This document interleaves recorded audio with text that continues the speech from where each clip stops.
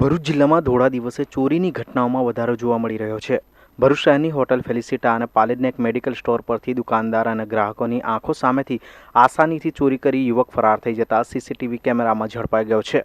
ઘટના પર વિગતવાર નજર કરીએ તો ભરૂચના પાલેજ ખાતે ભટ્ટ બજારમાં આવેલી પારસ મેડિકલ સ્ટોર ઉપર એક વૃદ્ધ પોતાનું પાકીટ કાઉન્ટર ટેબલ પાસે મૂકીને કામ અર્થે બહાર ગયો હતો। તે દરમિયાન એક કિસમ પોતાના હાથમાં પેપર લઈ આવીને દુકાનદારને ચકમો આપી પેપર પર્સ ઉપર મૂકી નીચેથી પાકીટ લઈ ફરાર થઈ જવા પામ્યો હતો।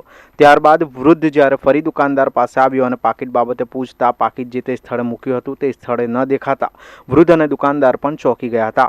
આ સમગ્ર ઘટના બાદ દુકાનદારે પાકીટ અર્થે પોતાના દુકાનમાં લાગેલા સીસીટીવી કેમેરા ચેક કરતા સમગ્ર ઘટના સામે આવી હતી, જેમાં એક કિસમ પોતાના હાથમાં પેપર લઈ કાઉન્ટર નજીક મૂકેલા પાકીટ નજીક આવી દુકાનદારની વ્યસ્તતાનો લાભ ઉઠાવી પાકીટને સરકાવી જતા જોવા મળ્યો હતો।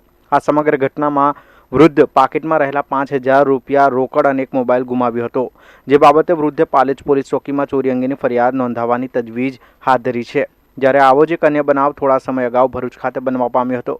ભરૂચ શહેરના સ્ટેશન વિસ્તારમાં આવેલી ફેલિસિટા હોટલમાં કાઉન્ટર ઉપર મૂકેલ મોબાઈલ પેપર મૂકી તેના નીચેથી હોટલ માલિકની આંખો સામે સરકાવી ફરાર થઈ ગયો હતો। બંને ઘટનામાં સીસીટીવીમાં કેદ યુવક એક જ જેવો જણાઈ રહ્યો છે અને એક જ મોરસ ઓપરન્ડીથી ચોરીની ઘટનાને અંજામ આપી રહ્યો છે। ચોરીની વધતી ઘટનાઓથી જિલ્લાવાસીઓમાં ચિંતાનો માહોલ પ્રસરી જવા પામ્યો છે।